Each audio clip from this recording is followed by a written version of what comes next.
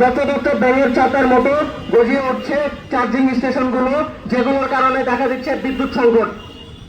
এসব বাস্তবতার প্রেক্ষিতে একাধিকবার ব্যাটারি চালিত অটোরিকশা নিষিদ্ধ করার উদ্যোগ নেওয়া হলেও পরিকল্পনা ছিল সম্পূর্ণ বাস্তবতা বিবর্জিত এবং ফাঁক করে গড়ে তোলা হয় রেকার বিল বাণিজ্য।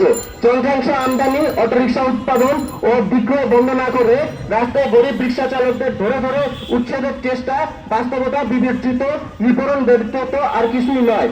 অন্যদিকে এই ব্যাটারি চালিত অটোরিকশার চালক সহ বিভিন্ন মহল থেকে অটোরিকশা নিষিদ্ধের বিরুদ্ধে অজুহাত হিসেবে বৃহৎ সংখ্যক চালকদের জীবিকার কথা তুলে ধরা হচ্ছে। অথচ দেশের পরিবহন সেক্টরে গণপরিবহন বাসে দক্ষ চালকদের প্রবল একটি সংকট আমরা সবাই জানি। গেল আওয়ামী আমলে বিভিন্ন ভুল ও স্বৈরাচারী সরকারি সিদ্ধান্তের কারণে রাষ্ট্রায়ত্ত পাটকল, টেক্সটাইল মিল, চিনি কল সহ বিভিন্ন গুরুত্বপূর্ণ শিল্প কারখানায় লাখ লাখ কর্মসংস্থান নষ্ট হয়েছিল, যেগুলো পুনরুদ্ধার নিয়ে বর্তমান অন্তর্বর্তীকালীন সরকারের কোনো পদক্ষেপ আমরা দেখতে পাই নাই। এসব সংকট মোকাবেলা করে ও নষ্ট হয়ে যাওয়া কর্মসংস্থানগুলো পুনরুত্থানের পদক্ষেপ গ্রহণের ইস্যুকে সামনে না এনে এই ঝুঁকিপূর্ণ যানকে পরোক্ষভাবে বৈধতা দেওয়ার যে চেষ্টা করা হচ্ছে সেটা একদমই অবান্তর।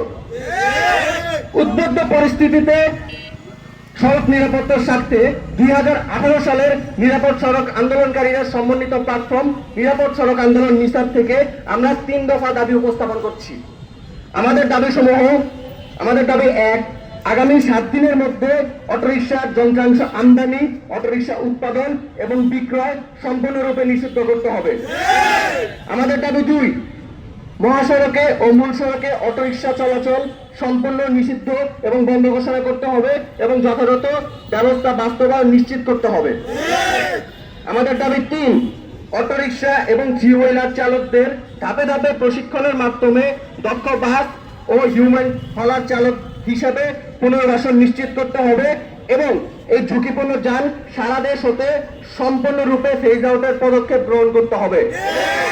এবং আজকে এই সংবাদ সম্মেলন থেকে আমরা নিরাপদ সড়ক আন্দোলন নিসা জানিয়ে দিতে যাচ্ছি, আগামী 7 দিনের মধ্যে যদি আমাদের এই 3 দফার দাবি এবং আমাদের এই যে প্রথম দাবিটি সেটি হচ্ছে অটোরিকশা যন্ত্রাংশ আমদানি, অটোরিকশা উৎপাদন এবং বিক্রি নিষিদ্ধ সম্পর্কে আমরা কোনো দৃশ্যমান পদক্ষেপ যদি না দেখতে পারি, আমরা নিরাপদ সড়ক আন্দোলন নিসার থেকে সচেতন নাগরিক সমাজ এবং সর্বস্তরের সকল মানুষদেরকে, গণমানুষদেরকে সাথে নিয়ে সারা বাংলাদেশের প্রত্যেকটি জেলাতে অটোরিকশা অপসারণের দাবিতে বৃহৎ আন্দোলন গড়ে তুলব।